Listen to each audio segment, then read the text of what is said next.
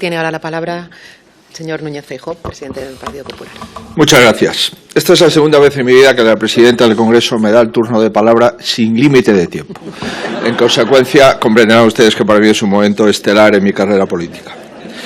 Querida presidenta del Congreso, muchísimas gracias por presidir estos actos. Querida presidenta Pastor, gracias por invitarme. Y querido amigo y profesor Roberto Blanco Valdés. Querido presidente Rajoy, miembros del Congreso y del Senado, tanto en la actualidad como en anteriores ocasiones, y muchas gentes de la sanidad que conozco desde hace mucho tiempo, algunos de los cuales me han hecho alguna huelga, pero no les guardo ningún récord. Queridos amigos y queridas amigas, supongo yo que mi presencia se debe a dos posibilidades. La primera, a ser compañero de Ana Pastor desde el año 91 hasta prácticamente ahora, salvo 19 años de mi segunda etapa en Galicia, en la que ella estuvo aquí y yo estuve en la tierra del apóstol, y la segunda como presidente del Partido Popular. Entiendo, pues, que mi obligación es hablar con los dos gorros y así lo haré con el permiso de la presidenta del Congreso. Valió la pena. Esta es la última frase que pronunció Ana Pastor como presidenta del Congreso de los Diputados. Y en esa despedida, Ana Pastor se hacía eco de una pregunta que ronda por la cabeza de muchos políticos y mucho más actualmente. ¿Vale la pena? ¿Vale la pena entrar en un mundo muchas veces hostil y estar sometido a todas sus dificultades y sinsabores? ¿Vale la pena sacrificar tu vida profesional y buena parte de tu vida personal para ejercer esta labor? Ana Pastor ha respondido que sí. Y no fue la suya una trayectoria exenta de momentos muy difíciles que pusieron a prueba sus actitudes y sus aptitudes. He aquí dos componentes, en mi opinión, esenciales de un político que es útil a los ciudadanos: tener actitud y tener aptitud, y que no siempre van unidas.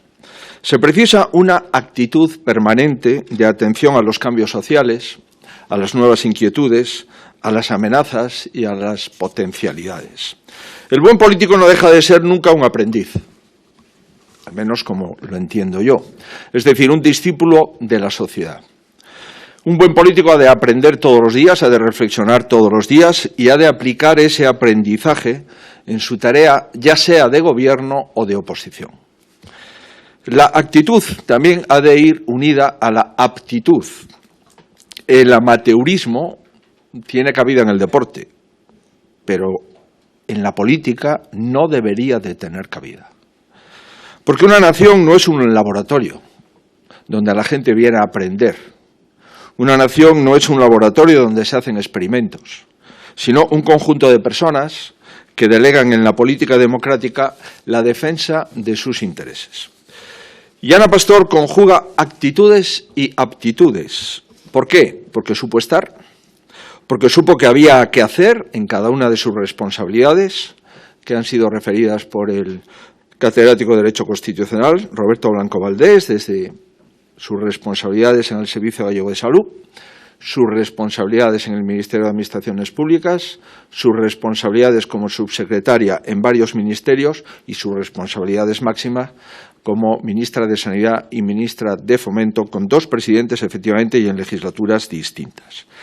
Digo que ha sabido conjugar actitudes y aptitudes porque supo estar, supo lo que tenía que hacer, lo hizo, y además abandonó la primera línea también sabiendo abandonarla. Pues nos dice que vale la pena, y a una persona que ha hecho todo esto, yo la creo. Es verdad que estamos sometidos a un torbellino constante, sobre todo en esta época. Y vamos de sobresalto en sobresalto, y la indignación ante lo que ocurre rebasa todos los límites. Sufrimos una agresión constante al sentido común y a los valores esenciales de la democracia. ¿Cuál es el dique frente a todo esto? Pues la política, la buena política practicada por políticos que intentan acertar, que no tienen más interés que los intereses generales y que a veces se confunden, pero intentando acertar y no teniendo más intereses que los intereses generales, cumplen con su obligación. En la España actual, en mi opinión, algunos han reinterpretado aquel principio de que el fin no justifica los medios por el principio de que el fin justifica todos los medios. Y el único fin en esta reinterpretación es la subsistencia de quienes venden, por ejemplo, la soberanía nacional por un conjunto de votos. Lo que no lograron todas las amenazas que ha padecido nuestra democracia, y fíjense que las ha padecido, lo consigue una egocracia débil, incapacitada, en mi opinión, para gobernar y sometida, pues, a chantajes y a malas prácticas. Toda nuestra relación está hoy supeditada al interés personal. Estoy convencido de que dejará paso a una ingente tarea de reconstrucción nacional, en la que será imprescindible el concurso de todos los españoles de buena voluntad, que les aseguro que sigue siendo la inmensa mayoría. ¿Qué hay bajo el escándalo permanente y bajo esta inmoralidad? Pues un pueblo que nunca debería de haberse arrodillado ante Waterloo, ni debería ser socio de un antiguo terrorista que no se arrepintió. Hoy hay un gobierno que, en mi opinión, no está a la altura. Pero en España también hay un pueblo al que siempre merece la pena servir. Es un pueblo digno y, por tanto, merece gobernantes dignos. En la política española tenemos dos tipos de políticos. Aquellos que empiezan en España y que actúan pensando en los españoles, los hay en todos los partidos y en todas las ideologías. Y también están los políticos que subordinan el interés nacional a su interés personal. La reconstrucción nacional nos esperará y consistirá, en primer lugar, en recuperar el diálogo entre los políticos que piensan en España y que piensan en los españoles. Ya lo hicimos en el pasado para culminar una transición y lo volveremos a hacer en el futuro. Ya lo hacen en los países de nuestro entorno, mediante acuerdos que dejan atrás cualquier tipo de muro infranqueable. Somos una triste excepción en las grandes naciones europeas. Lo somos además en un momento crucial para el proyecto europeo. Más que crucial, yo diría para un momento existencial. Mientras que Europa se esfuerza en reproducir aquel impulso que hizo posible su reconstrucción, España sufre un gobierno empeñado en la destrucción. Por eso es importante lanzar un mensaje claro a los españoles que viven con desolación esta etapa negra, en mi opinión, de nuestra historia. Los demócratas y los europeístas no estamos solos. Y además estoy convencido que somos mayoría social. Yo no me rindo ante aquellos que quieren que caigamos en el desánimo. Estoy aquí para darle a España el gobierno que merece, que es, ya les aseguro, totalmente distinto al actual. Ya ves, Ana, que tu presencia es inspiradora para quienes no nos dejamos dominar por el pesimismo. En fin, la España vigorosa, esa de la que habla el profesor Blanco Valdés en sus clases en la Facultad de Derecho de Santiago, esa España que culminó la transición, que se incorporó a la Unión Europea, que ha desarrollado sus infraestructuras y que ha construido uno de los mejores estados de bienestar del mundo. Y hablando de estado del bienestar, hemos de hablar de la sanidad española. Probablemente en el día de hoy se habrán hecho bastantes trasplantes por la mañana, se seguirán haciendo trasplantes por la tarde y de madrugada, siempre que haya un órgano adecuado y una persona que lo necesite, se harán. Miles de intervenciones quirúrgicas se han hecho en los bloques quirúrgicos de los hospitales españoles. Millones de consultas, de pruebas diagnósticas. En definitiva, esa es la España para la que merece la pena trabajar. Y digo que todo esto no surge por arte de magia, es un milagro. Es un milagro, pero que tiene nombres y apellidos. ¿Y quiénes fueron? Los buenos políticos.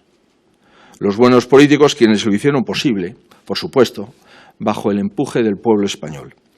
Políticos con actitudes y con aptitudes, y además con sentido del humor, que creo que es una de las cuestiones que faltan en este momento. Por cierto, el otro día le dijeron al presidente Rajoy que los gallegos no somos especialmente graciosos.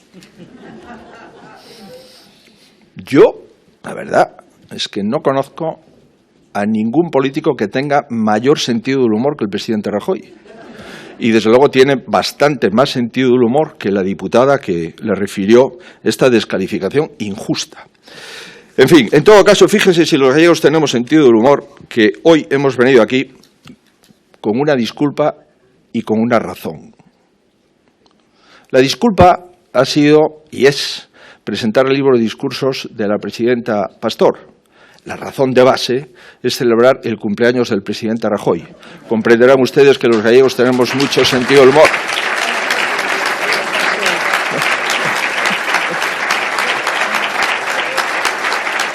En fin. He pedido autorización a la presidenta Pastor para hacer este comentario impropio y finalizo ya diciéndoles que, en efecto, Ana, vale la pena servir a tu país. Valió la pena que un médico como tú dedicase parte de su vida a mantener la salud de los españoles. Muchísimas gracias.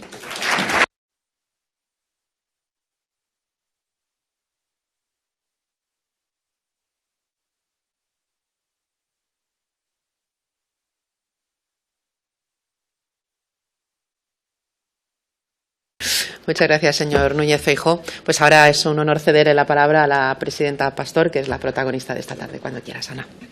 Pues muchas gracias, querida presidenta del Congreso de los Diputados, presidente Feijóo. Muchísimas gracias. Nadie nos diría en el año 96, cuando un grupo de gallegos llegamos a Madrid y cenábamos los miércoles cuando podíamos, que hoy estaríamos en esta mesa. Tú, como presidente de mi partido, del que ahora, como sabes, estoy inactiva, pero sigo de corazón siempre activa, y que estaríamos aquí, y además en una mesa en la que los cuatro que estamos nos une algo, que es la sanidad. En esta sala hay muchos sanitarios, efectivamente, están amigos, amigas que han venido de Coruña, de Santiago y de Pontevedra, hay muchos médicos y muchos sanitarios. Y hoy está aquí el que fue el gran presidente del INSALUD de España, gracias Alberto, está la presidenta Armengol, que es farmacéutica, como todo el mundo sabe, y está el señor Valdés, Blanco Valdés, que dirán, ¿y qué tiene que ver? Pues que tiene una hija médico brillantísima y que, en vez de Derecho, ha decidido tener la mejor profesión del mundo. Señor Roberto Blanco Valdés, excelentísimo señor presidente don Mariano Rajoy, aunque te felicitamos esta mañana, doblemente felicitación. Señores miembros de la mesa, señorías, compañeros del gabinete del Gobierno, los que han llegado y los que todavía no le dio tiempo a llegar, señores expresidentes de los órganos constitucionales, autoridades civiles y militares, querido general Montero, muchas gracias por su presencia y la de los compañeros del CSEREN, don Diego Murillo, presidente de AMA, señores presidentes de las corporaciones profesionales, señores consejeros de AMA y de la Fundación AMA y de AMAVida, y también, como no, autoridades, a todos ustedes, a todos mis compañeros, muchísimas gracias. Querido Alfonso y querido Pedro, muchas gracias. Mi libro tiene una letra más grande que la del presidente Rajoy. Eso es en lo único en la que he mejorado, en el resto no. Queridos amigos, hoy les hablo a todos aquellos que me han conocido en una faceta o en otra de mi vida. Me han conocido como compañera en la mesa del Congreso de los Diputados, ahora hablaré de ellos. Me han conocido como una humilde funcionaria, me han conocido como su secretaria. La primera vez que comparecí en esta Cámara me temblaban bastante las piernas, era su secretaria y tuve que venir a presentar en los presupuestos. Y la verdad que estaba francamente impresionada. Presidía entonces el señor Suárez Pertierra, el que fue un ministro excelente, y aquí tenían a la joven subsecretaria intentando defender los ministerios de un ministerio tan importante como sabe el presidente Rajoy, como era el Ministerio de Educación, Cultura y Deporte. El camino ha sido largo y quiero dar las gracias aquí a todos los que me han acompañado. Pero esta tarde se trata de hablar de esa trayectoria tan interesante y tan emocionante de mi vida. Un inmenso honor, una extraordinaria emoción por estar en esta casa, estar en la Sala Constitucional, en estas páginas del libro y en compañía de todos ustedes que me honran. Gracias por escuchar. Yo no voy a decir si soy larga o corta, he tenido la obligación de administrar el tiempo y tenía algunos diputados que les llamé daltónicos porque nunca distinguían el verde del rojo. Pero hoy, como decía el presidente Feijóo, no, vamos a tener la suerte de tener ese tiempo que espero que sea prudente para todos ustedes. Este es un momento de gratitud a muchos de ustedes, a muchos de vosotros, porque este libro no es la historia de la que les habla, es la historia de muchos de ustedes, casi diría de todos y cada uno de ustedes, porque muchos me aconsejaron y otros formaron parte de la 12ª legislatura. Un proyecto ilusionante. Dice Miquel Urquijo en el título de su obra que el presidente del Congreso de los Diputados es el elegido de los elegidos, es decir, que son los diputados los que eligen al presidente.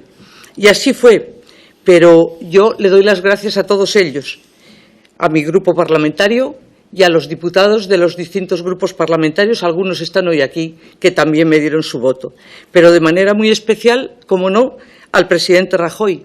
Sin él nada hubiera sido posible de todo lo que pasa hoy aquí.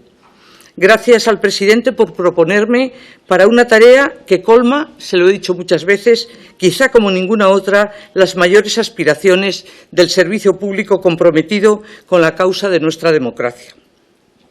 Agradezco la cortesía y el respeto con el que me distinguieron los diputados de todas las formaciones de la 12ª legislatura.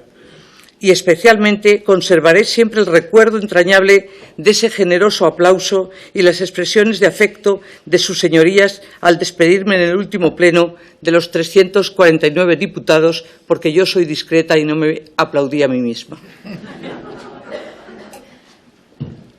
Decía la presidenta que efectivamente nos tomamos un café al principio de su legislatura y estuvimos hablando de lo bueno, de lo importante, de lo bonito y de que esta etapa nunca sería repetible en su vida. Y no me gusta dar consejos, pero sí le hice unos cuantos comentarios. Y uno de ellos fue, dije, mira, lo más importante es que sepas el nombre de los 349.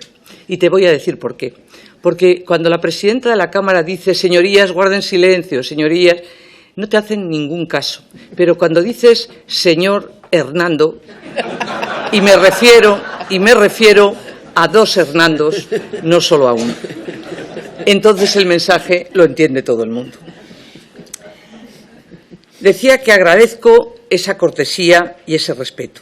Y hoy aquí también me acompañan otras personas, como son todos mis compañeros de AMA, la mutua, que como saben ahora presido, sucediendo al gran doctor, al doctor Diego Murillo. Y quiero dar las gracias también al equipo que hoy me acompañan, que no habían entrado en el Congreso de los Diputados, muchos de ellos, y que, por supuesto, están alucinados del acto en el que estamos. Bien, este es la Casa de la Democracia y por eso también sois todos muy bienvenidos. Y, cómo no, quiero dar las gracias a algunos que están aquí hoy sentados, que fueron los que me acompañaron en la mesa. A Ignacio Prendes, a Micaela Navarro, a Rosa Romero, a Gloria Elizo, a Alicia Sánchez Camacho, a Juan Luis Gordo, a Marcelo Espósito y a Patricia Reyes. Una compañía que confiere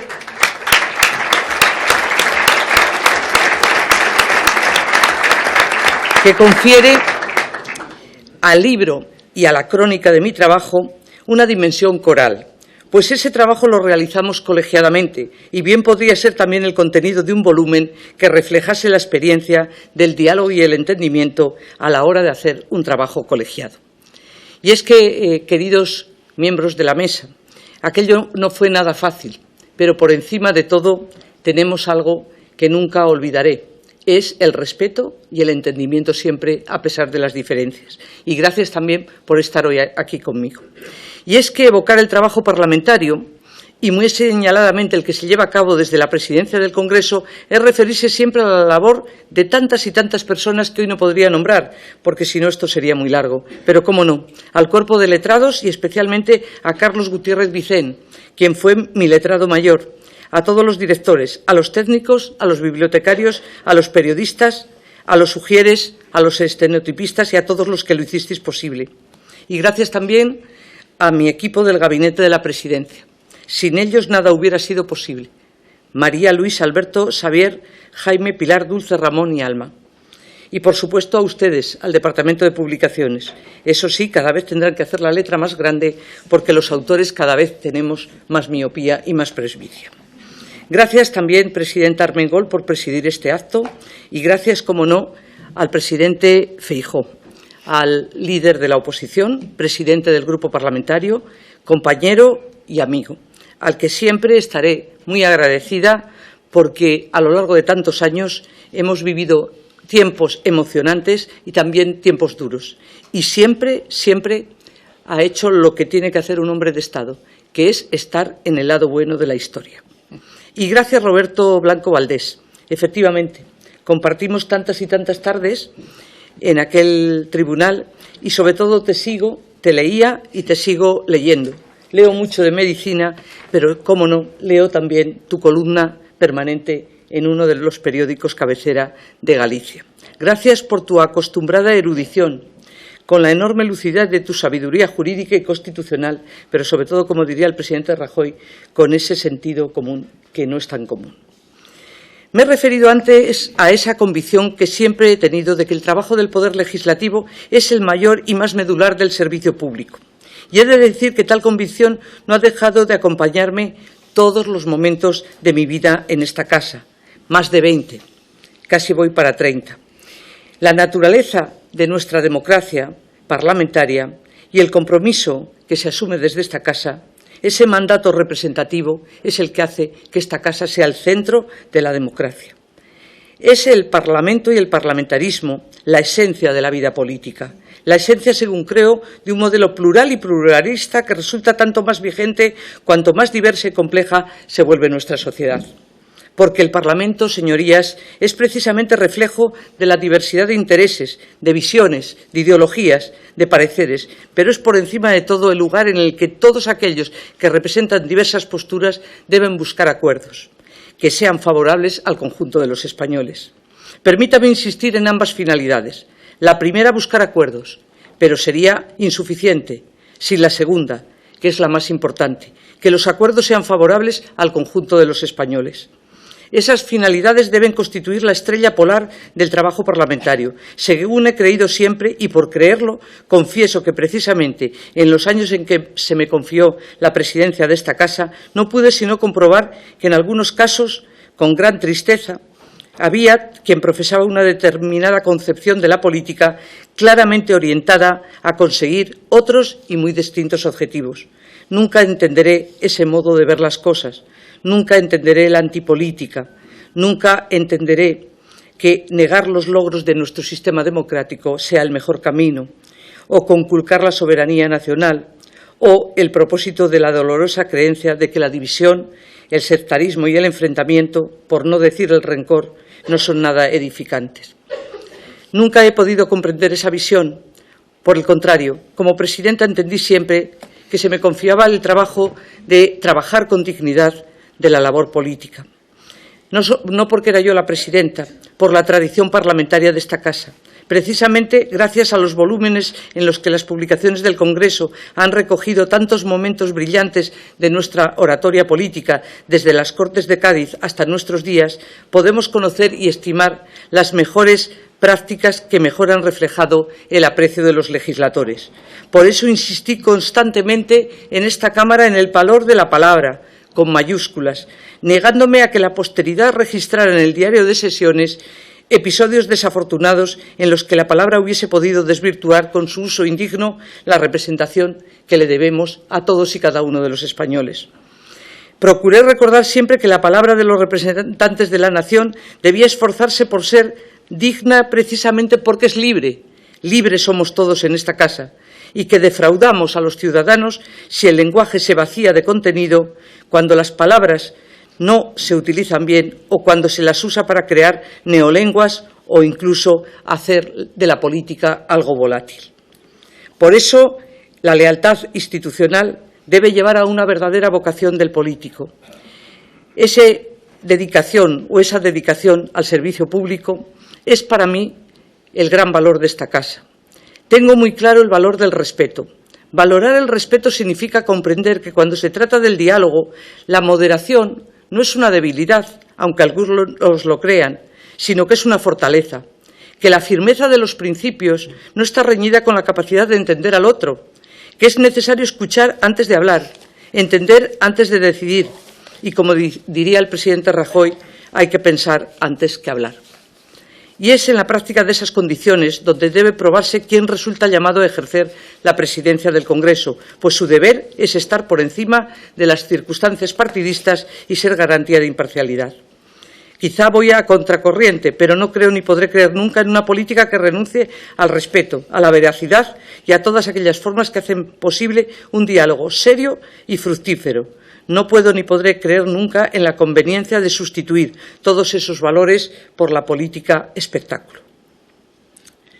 Señorías, señora presidenta, el término que me parece clave en esta intervención es el de las instituciones.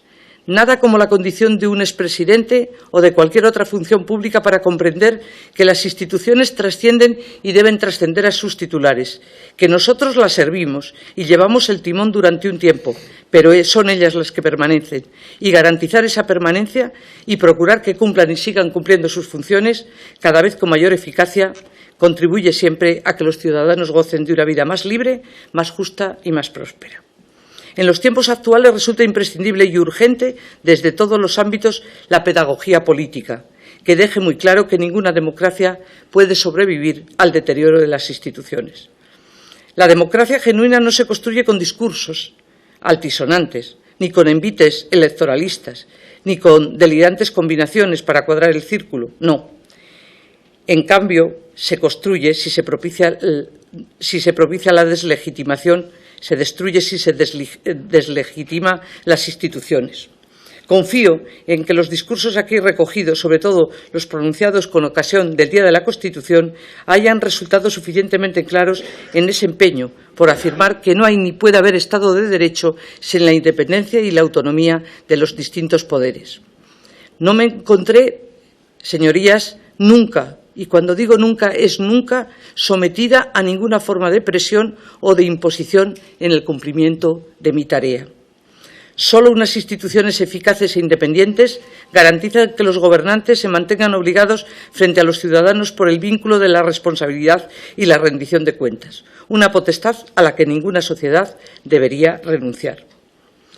Es en las instituciones que velan por el interés general y que trabajan con luz y taquígrafos donde los gobernantes deben saber que existe un control al que han de someterse. Repito, ese control debe residir en las instituciones, no al contrario. No ejercerse bajo la forma de una toma y daca negociado a espaldas de los ciudadanos, en el que los derechos de todos se intercambien como si fuesen cromos.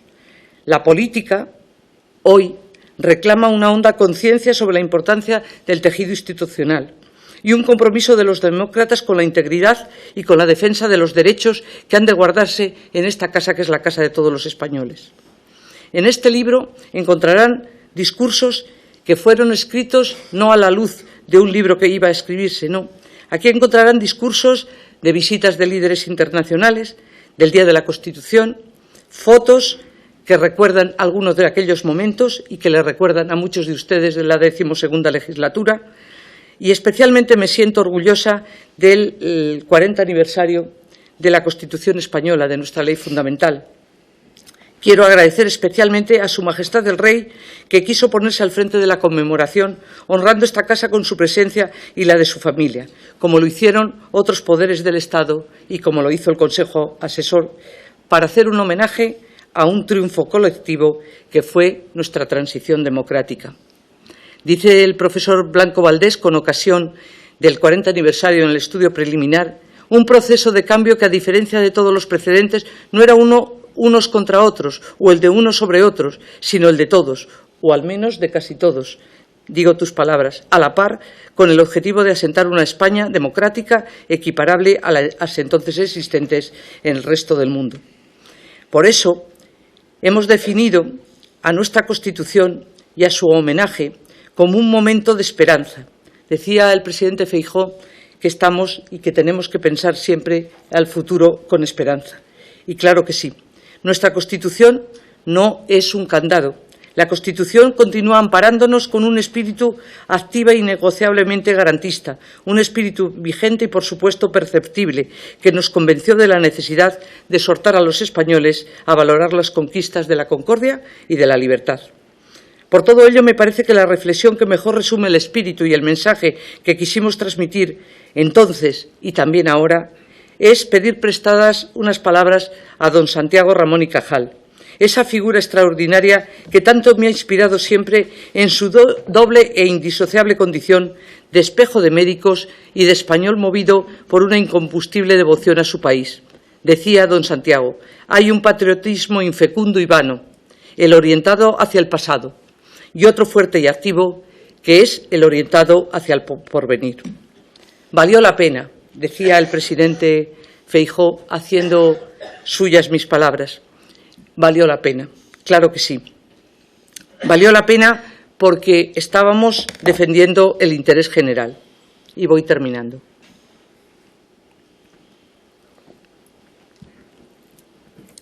Los discursos contenidos en este volumen fueron surgiendo al hilo de momentos y circunstancias diversos. Me decía el profesor Blanco Valdés antes que cada uno hay que leerlo en el momento en el que fueron escritos, en el que fueron hablados. Y no fueron escritos, por tanto, para tener un texto unitario, no. Eso a lo mejor lo hago algún día. Sin embargo, creo que el lector podrá darse cuenta de que todos ellos están vinculados con el mismo espíritu, propósito y razón. Espíritu, propósito y razón que desde mi elección para la presidencia de la Cámara entendí como la esencia de la responsabilidad que se me confiaba y que consiste en esos 4 empeños o necesidades que he intentado definir. Primera, necesidad y dignidad de la política como instrumento para lograr acuerdos. 2. Necesidad de que esos acuerdos honren y no burlen el mandato de los ciudadanos y que redunden, por tanto, el bien común. 3. Necesidad de cuidar, preservar y aunar y aún de perfeccionar el funcionamiento de las instituciones, no destruirlas. 4. Necesidad y orgullo de renovar nuestro compromiso con el camino del progreso democrático por el que tanto hemos avanzado. Nuestro compromiso con la nación que somos y de cuyos destinos participamos con todas las libertades y derechos de nuestra Constitución. Nuestro compromiso con el desarrollo social y cívico. Nuestro compromiso con el pluralismo, que nos enriquece. Y nuestro compromiso con la construcción de una Europa que debe cimentar firmemente las condiciones materiales y morales que le permitan realizar y consolidar los altos, generosos fines para los que fue concebida la Unión Europea. Quisiera, pues, que la promoción de esos 4 objetivos constituya el humilde legado de mi trabajo al frente del Congreso de los Diputados y que este libro se viera como un pequeño testimonio de mi compromiso con España, con su democracia y con sus instituciones, a las que he procurado simplemente servir con dedicación y con honestidad.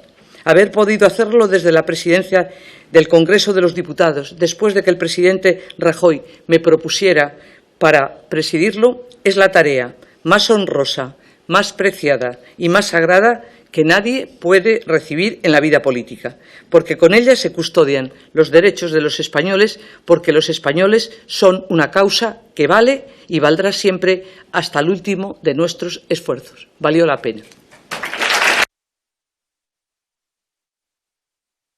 Dale like, activa las notificaciones y suscríbete a El Periodista Camorrista, en donde se es duro con la noticia y firme con la verdad.